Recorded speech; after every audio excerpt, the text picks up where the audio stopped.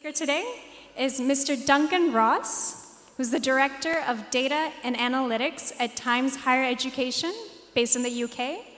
His focus on helping to create new and innovative data products across the higher education sector has led to the launch of THE, the Impact Rankings, which evaluates universities' commitment to the UN Sustainable Development Goals. Mr. Duncan Ross has been a data miner since the mid-1990s and was formerly the director of the data science team in Europe and Asia at Teradata and data director at Experian UK. In March 2002, he was also listed as one of the Data IQ 100, one of the most influential people in data. We're honored to have Mr. Duncan Ross here with us today, and I now invite him to the podium to give the first keynote address. Thank you. Thank you all very much. As you just heard, my name is Duncan Ross, and I'm Chief Data Officer for Times Higher Education. But before I start, I would like your help, because today is my youngest daughter's birthday.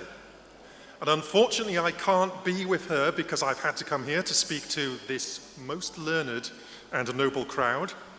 So what I would like you to do for me, if this is okay, is I will count 1, 2, 3. And if on 3, you could all say, "Happy birthday, Alice," because that's her name. Obviously, it wouldn't make much sense if her name was Sarah or something. So happy birthday, Alice, after 3. Can you do that? You sure you can do that? Okay, let's. Right, are we ready? Did I say 1, 2, 3 or 3, 2, 1? 1, 2, 3, okay. 1, 2, 3. Happy birthday, Alice. Thank you so much. She's 15, so that will embarrass her hugely. So with that, on to my presentation. What I would like to talk to you about today is the key role that universities, like our host Amrita University, can play in ensuring that we deliver on the United Nations Sustainable Development Goals. As we know, there are 17 goals, and the goals are really important. We only have 6.5 years left to deliver on the goals.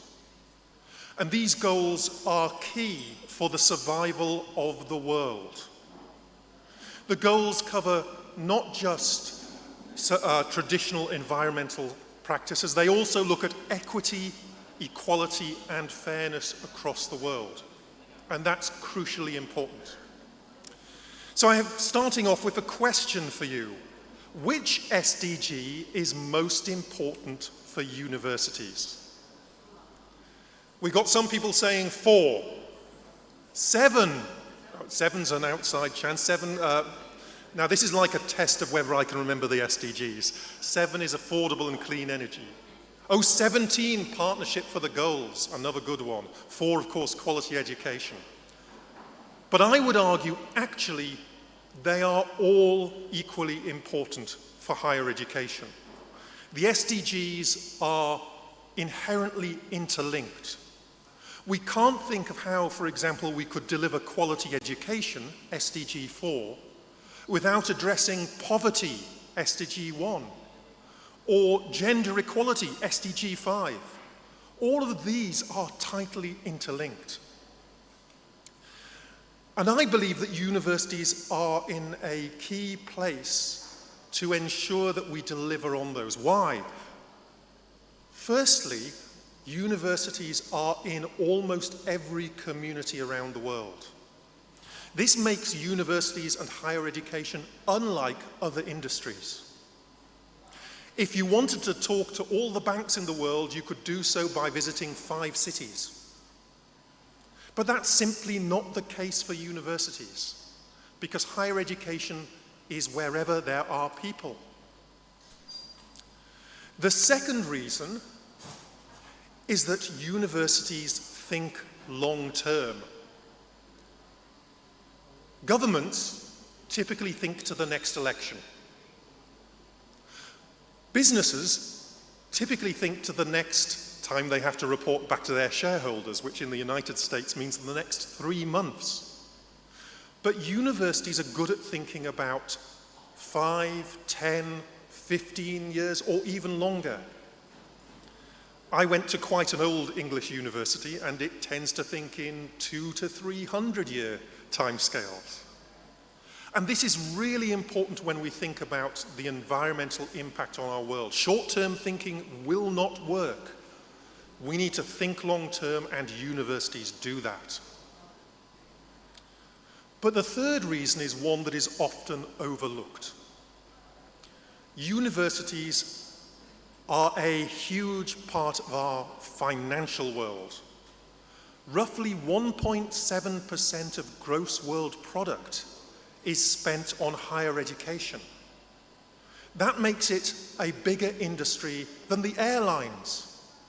And no one ever says we can solve climate change without the airlines, so why should we think we can solve climate change without universities? Of course, when you look at the SDGs, they weren't written with higher education in mind.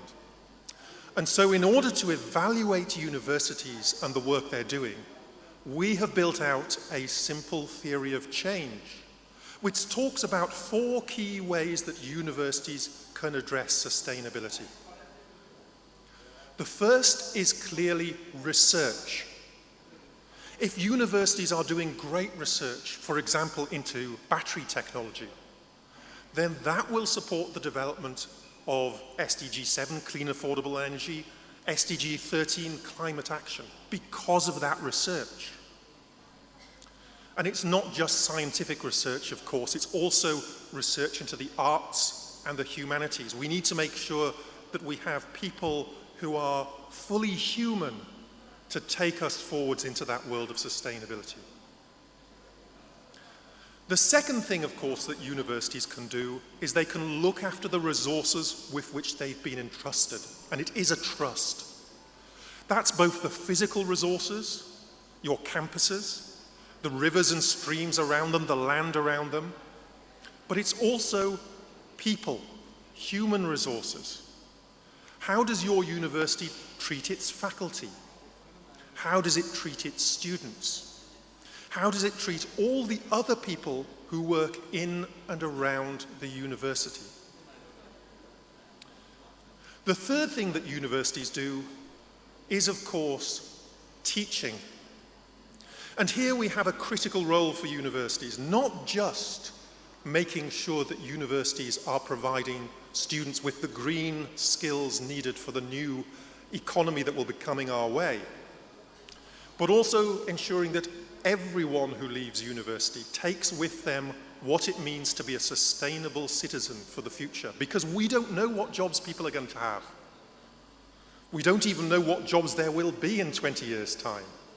So we need to prepare everyone for whatever role they have in life. And the wonderful work that Amrita University do with their Living Labs programs is an example of that kind of focus. Which brings me on to the fourth aspect, outreach. Universities are sometimes seen as being ivory towers, isolated from their communities. But we know this really isn't the case. Universities reach out every day to people across the world, both in terms of education, but also in terms of practical work, ensuring that the lessons that they are learning are being delivered across their communities. Unfortunately, and this is somewhere where I need to challenge higher education, not all of the SDGs are equal when it comes to research. Apologies for this, I'm a data scientist. There have to be at least 2 or 3 charts in any presentation. But you're lucky I'm not going to talk about Bayes' theorem. So what the chart here shows is the number of publications over the last 5 years in each of the Sustainable Development Goals. And we can see that it's not equal at all. SDG 3, good health and well-being, has by far the most publications. Well, perhaps that's not surprising. Health is critically important across the world. But rather disappointingly, SDG 1, no poverty, has very few publications. And so the challenge here for universities across the world is do more research into some of these key areas where the world really needs your help. And that brings me on to the impact rankings. In 2019, Times Higher Education created a new kind of ranking of universities, aimed not at addressing research, not saying that research isn't important, but research is well catered for in rankings. Instead, we wanted to understand which universities were doing the most in terms of the Sustainable Development Goals. We're about to launch our 5th edition, and we have 1,705 universities from 115 different countries or territories participating. And that is a huge statement on the commitment of universities across the world to the goal of addressing the SDGs. And the good news is it's not all Global North universities. Our #1 university is not a big research university. It's an Australian university that caters mainly for people who are excluded from education elsewhere. Global South universities such as Amrita are doing brilliantly in this ranking, and that is a testament to the work they are doing. And one of the interesting things we found when we did this was that universities were focusing on the things that mattered where they were. They were responding to the needs of their community. This chart shows for a particular region whether or not universities provided more information on the SDGs than the average across the world. And when we look to Europe, we can see some fairly obvious features. European universities are less likely to supply data on SDG 1, no poverty, SDG 2, zero hunger, SDG 6, clean water and sanitation. Well, why is that the case? Whilst there is undoubtedly poverty in Europe, poverty isn't as big an issue in Europe as it is in some other parts of the world. Europe is, after all, a relatively wealthy place. In terms of clean water and sanitation, again, this is not a major problem in Europe, and so universities there don't focus on that as much. They do focus on SDG 8, decent work and economic growth, and SDG 16, peace, justice, and strong institutions. And for those of you who know your politics, that is essentially the Treaty of Rome that founded the European Union, which I hope at one point the UK will choose to rejoin, by the way. But if we look at Africa, we see a very different picture. African universities are providing data around SDG 1 and SDG 2 and SDG 6. They see these SDGs as more important in their location. Now, this is a very positive message to take back to governments. Universities are not living in some ethereal world with no connection to reality. They are responding directly to the needs of the people where they are. And that's a critical thing to learn. But I'm going to come towards the end now and focus on what universities should be doing. The first thing we need to do is ensure that our higher education institutions, universities, technical colleges are focusing on delivering sustainability, practically engaging with the issues. We should encourage them to report on their progress on the Sustainable Development Goals, because by doing so, they hold themselves accountable to everyone.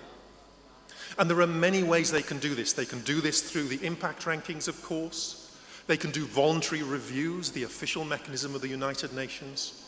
They can look to other mechanisms like ASHE and their STAR system. But the most important thing is that they report on what they are doing so that we can hold them accountable. And they should absolutely involve young people and excluded groups in their decision making. We heard some fantastic discussions, we had some fantastic discussions downstairs in Salon 2 around exclusions in higher education, particularly looking at disability, more broadly in education, but looking at issues like disability. We need to make sure that higher education involves everyone in the decisions that it is making. And that work needs to be intersectional. We need to recognize that we can't treat one aspect of disadvantage separately from other aspects of disadvantage. We need to work across all of the SDGs and all of society. But above all, we must realize what a fantastic asset higher education can be in the battle to deliver upon the Sustainable Development Goals. Now, last year, we announced a new #1 university in the Sustainable Development Goals for the impact rankings. It was Western Sydney University from Australia. And Claire Pollock of Western Sydney University spoke. We had a lovely session. We were in Stockholm, in Sweden, where they hand out the Nobel Prizes. So we all got a chance to pretend we were clever. And Claire said this. She said, yes, we do research. Yes, we educate. But if we are not making an impact and making a difference, then we're not fulfilling the goal of our existence. It's something our communities desperately need us to do. It's something that our governments expect us to do. It's something that our staff want us to do, and it's something that our students demand that we do. With that, thank you very much, and I hope you enjoy the rest of the conference.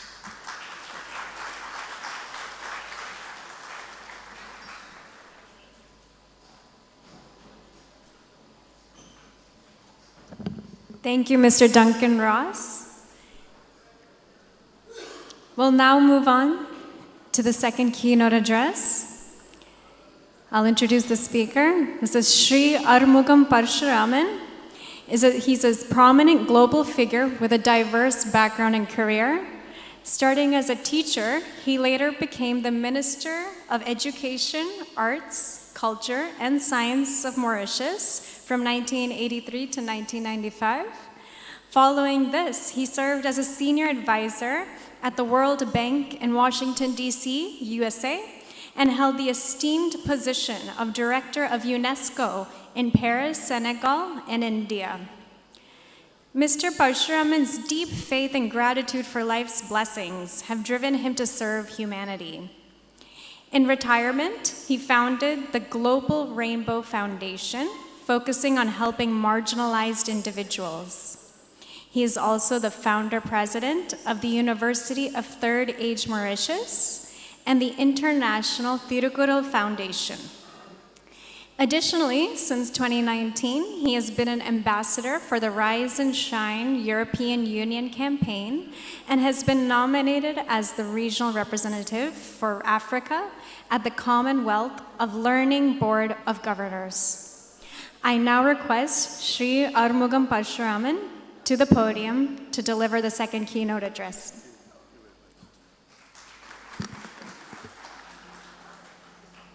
Well, thank you very much for this very kind introduction. I think we'll listen with great attention to Duncan Ross on higher education, and I think he has provided some very interesting insight in how higher education can contribute to the SDGs. My intention this afternoon in my keynote address will not be to address the specific issues of education and digital transformation. I think many of you experts in the field will be doing that. What I want to share with you, first of all, a personal introduction into some sort of a mission that was mentioned, service to humanity. And then talking a little about Amrita University's Amrita University mission and remarkable accomplishment. And then I think I just want also to raise some questions or to some reflection on the C20 working group, the work of that group and what next after September 9-10. And I would also like to share with you some reflection on one very important institutions in the world that is doing a lot of work, or at least has clear policies regarding disability. And that's the area which I would like to talk about for us to give further thought to it. First of all, you've heard about my journey. You've been told that I was Minister of Education, then World Bank, then UNESCO, and so on. That's fine. But let me share with you that I have done all that, but one thing I never forgot, and this is what brings me to my mission, my new mission in life since 2011. I never forgot where I started. I was born in a thatch roof house, cow dung floor, in 1951 in Mauritius. My mother was illiterate, but she was my Shakti. She was the one behind me to take me from there to whatever I've achieved in life. And this experience that I had from that position to go to the world as a world citizen, that has taught me a number of lessons in life. And so when I reached 2011, I was 60, I was thinking what next, what to do. I was asked to come back to politics because I started very young in politics. I started at the village council level where I got elected, district council, then member of parliament. I was elected for 4 consecutive elections. I did not lose one single election in my country, in my constituency. And I stayed as Minister of Education for 13 long years. Some people say I served for 13 years, but I said, yes, I served, but I also survived. You know, you have to survive in that ministry if you want to be re-elected and to continue that portfolio. But that said, then after that long journey in Mauritian politics and government, I decided to quit politics. I retired at the age of 44. I was invited to join the World Bank, where I spent 2 years. And then UNESCO called me, where I spent some 12 years. So that has been the journey that I've done. But when I retired, I came back to Mauritius. I wanted to do something different. I wanted to go on a different mission. And I did that because of the thought that where I started, how difficult it was for me, how I struggled all along to be able to reach what I've reached. I then felt a deep sense of gratitude. I think I was listening to Amma's experience of her childhood, how it started by helping the school children with sharing their food. When I recall my own experience, I felt a very strong urge that now, after retiring, after doing all that I've done, it's time now for me to give back. I felt so grateful to God, if I may say, for I feel He has taken me from that position with an invisible hand on me, taking me along to reach whatever I've reached. And therefore, I felt that it was my duty now, after 60, that I should give back to society. I decided not to go back to politics. I decided to start a journey, what I call giving back, service to humanity. And this is what I've been doing since 2011. I decided to serve the group of people in our country and in society who are the most, I consider to be the most vulnerable, the people we should fight a lot for them. We should give them their dignity, their right, and all the respect they need for them to be able to grow and flourish. And I chose, therefore, through my foundation, Global Rainbow Foundation, to offer, to care for persons with disability. This is what my foundation does since 2011 in Mauritius for 12 years. We've done a number of activities in support of persons with disabilities, starting with giving them limbs, those who are amputees, empowering persons with disabilities through training for employment, and also providing a lot of assistive devices to empower them and cater for their education and so on and so on. But that's something which I felt was very useful and very important to do so that we can empower this group of people in the country and so that they can also, rise and shine in life. And here I would like to pay very special tribute. I've been to Amrita University, I've seen what they are doing, and you could see what the Amma's vision is, a really great humanitarian vision, whereby all the institutions that you have there, their focus, their vision is to serve whatever they do at the university should impact on the lives of the poorest sections of people. The various schemes Amma University has, like Create, like Living Labs, and others, are all meant to serve those people who are in need. And that, I think, as Duncan also mentioned, that universities have a very important contribution in development, in the social development in any country. And I believe Amrita University is a wonderful example. All that I'm aware of, all that you are aware of, will certainly indicate that the vision of this university is certainly very, very human-centered. And that, I think, is what we need to learn from it. And I would like to come to the C20 working group. I think it's an excellent initiative that the chair of this working group has been entrusted to Amma. It's a great symbol because she herself sees the symbol, she embodies service to humanity. You know, the way she's been doing a lot of all those activities, I don't want to repeat them, but you know all the activities that she does, it's all meant to serve people who are in need. And that, I think, is a great mission. And the fact that she chaired this session, this commission, she has mobilized the whole university. She has mobilized all the institutions that she under her responsibility to be able to provide guidance, leadership in the running of this working group on education and digital transformation, and also have brought all the experiences to share all these experiences for the benefit of the deliberation that these different subcommittees have been doing.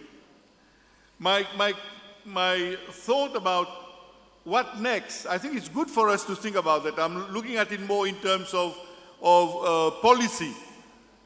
We can do all these activities, but after September 9 and 10, what happens after that? You know, a lot of work has been done, and all the investment in capacity building, in research, in the various committees that have been organized and have come with some recommendations. What will happen to all these after September 9 and 10? And that's why I wanted to give thought to that, so that I know that the committee, the working group, recommendations that will follow will certainly look at funding implications, will look at how to translate those recommendations into policy change, and also how to ensure that after September 9-10, whatever recommendation has gone could be considered, could be implemented effectively, so that we can bring the changes that we all need in order to address the various challenges. So that's where, therefore, this morning in my address, I made a suggestion. I'm sure it is already being thought of, that after all these recommendations from this working group, I believe it's good to, at the same time, formulate a global action plan with a clear implementation strategy, so that once all this is completed, I understand you are working towards it, but in terms of the strategy, in terms of how to approach it, I believe that once all this is put together in a wonderful document, in a very concise and documented, and also with the clear indication of time frame, I think this document this is the whole purpose of this working group. It is to listen to everybody. And the good thing about this C20, you don't limit yourself only to G20 countries.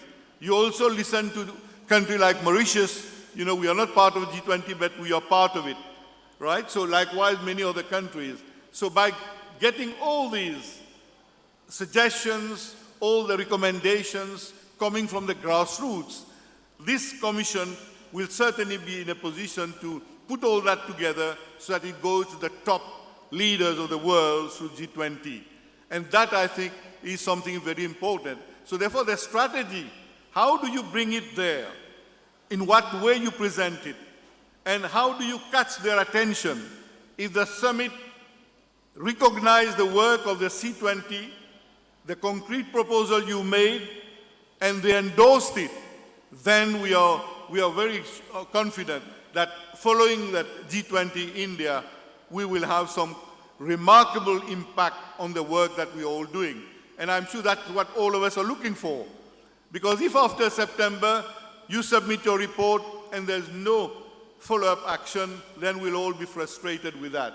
So my own experience with government and with international organization is that you have to strategize all that so that it is properly prepared, and also you need to do some lobby, some canvassing. I'm sure the Prime Minister of India, Prime Minister Narendra Modi, is very good at that. He has his clear vision of what he expects from G20. So he will be the person, you know, as president of the G20 23, he will be in a position, I know he's very much close to the civil society, to the people who need support. So if he can lead that, put that proposal very strongly and very convincingly to the G20, we have a chance of them listening to it, taking action, which will ensure concrete follow-up. I'm sure all of you who have spent so much time in your reflection, in participating in all the conferences that have been going on since C20 was set up, I'm sure you're hopeful. You're looking forward to some concrete outcome. Am I right? You know, you're all looking forward to some concrete outcome of all these reflections, these deliberations. And this is what I believe is something which has to be properly reflected on, worked towards, and ensure that we hit it when it goes to summit. They will find this document very important, very useful, and very important for the overall development. And this is the legacy which C20, with India as the chair, and G20 could leave as contribution in the running of this presidency for this year. So I just wanted to give that thought for further reflection.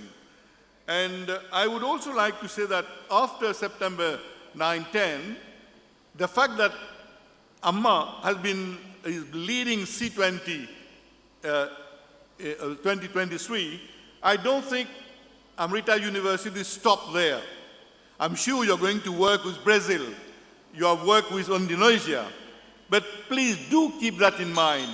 With all the experience that has been developed and gathered over this year, I believe it's important to make sure that you can oversee, at least you can ensure as a watchdog that whatever we've said, we can continue to advocate for it so that it can be taken forward.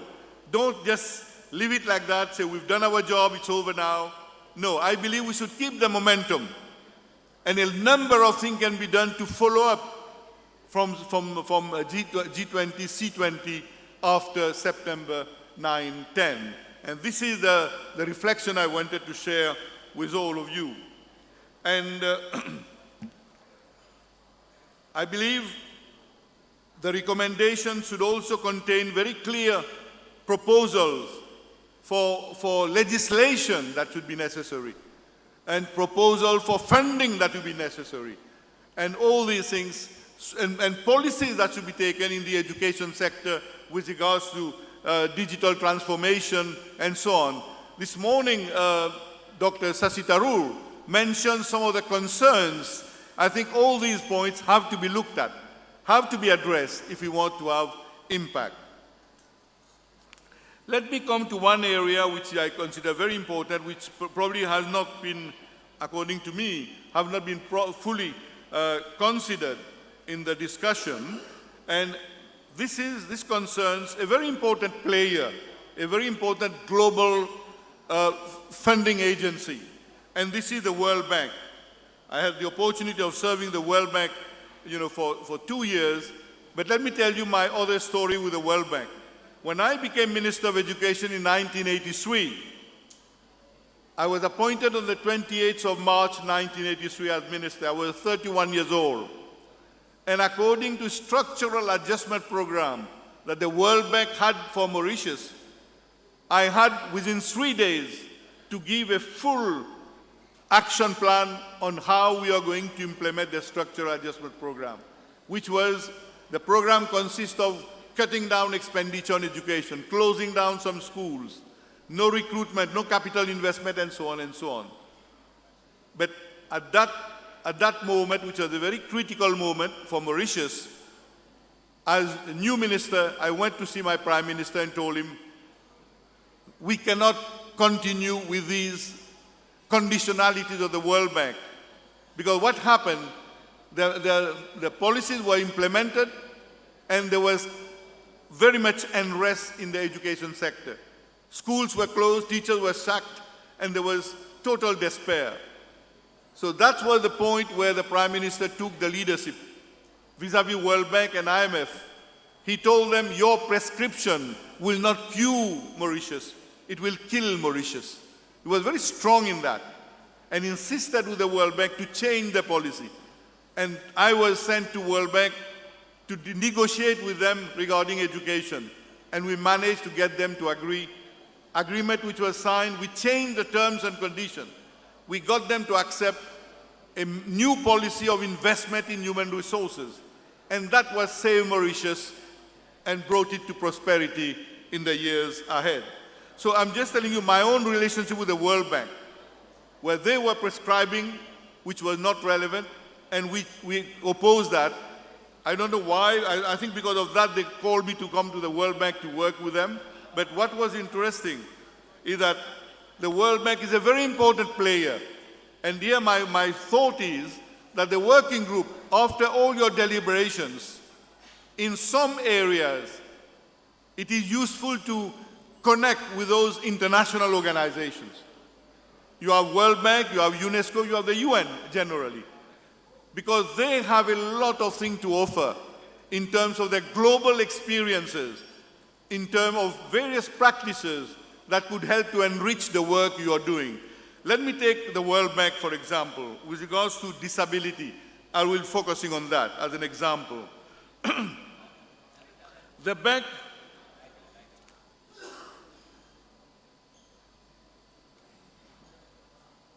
The bank strategy was to develop a human capital around the world, and with the aim to developing countries, to help developing countries investing more and more effectively in persons with disabilities and accessible services. And I mentioned this morning, we are 1 billion, we don't realize that. We are more than 1 billion people in the world with disability. And 800 million are in developing countries. You could see the challenge we face with regard to this group of people. And I think it was very appropriate that the Chief Executive of the World Bank stated, I quote, "It is past time that the voices of 1 billion people around the world living with a disability are heard." This is a truly powerful group whose potential is far too often left on the sidelines. Economic growth and poverty reduction depend on equal opportunities for everyone, and today we are committing to do more and do better to make sure that people with disabilities have an equal chance to succeed. And what came out very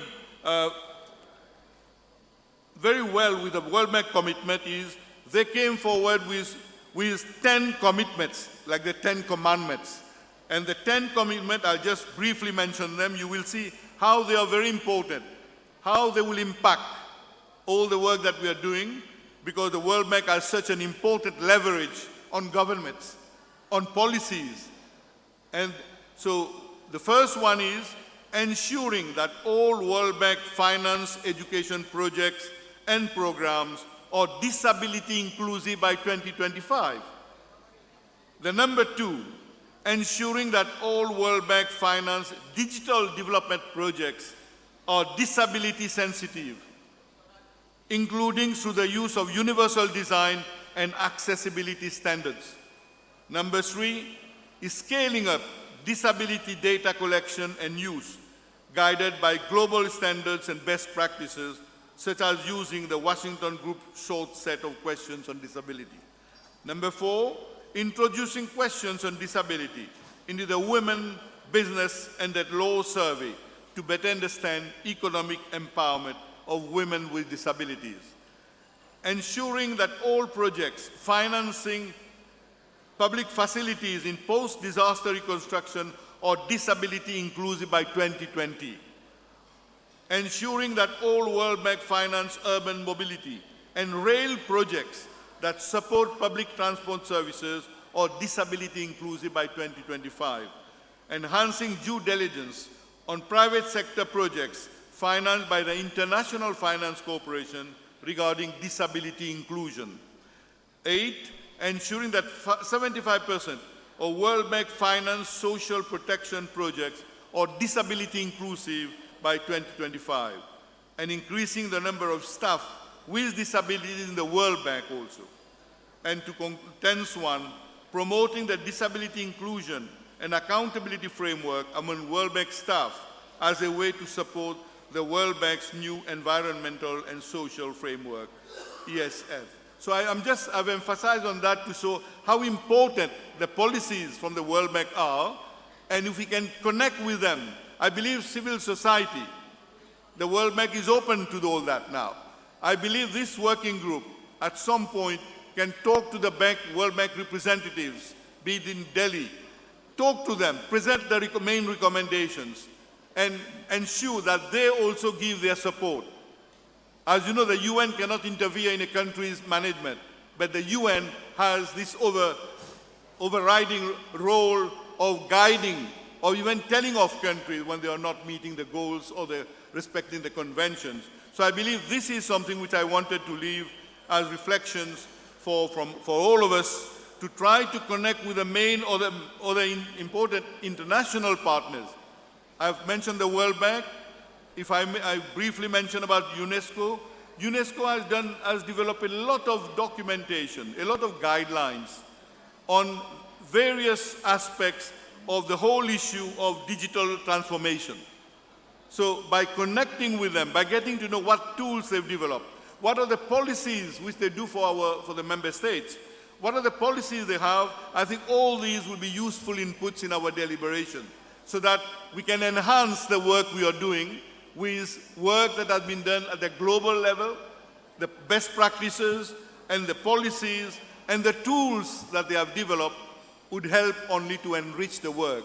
We should not reinvent the wheel when some of those things is available already, and that I think will greatly enrich the work of the Commission and also put forward a very solid recommendation with clear, action plan and with clear strategy for how we can move forward with this. So this is my humble submission to all of you. I wanted you to give some thought to this because I believe this is very important. This is very strategic if we want at the end of the day to have the impact, the results that we are looking forward in all our work, in all our deliberations. I wish to thank you very much for your kind attention and wish this working group all success in its deliberation. Thank you very much.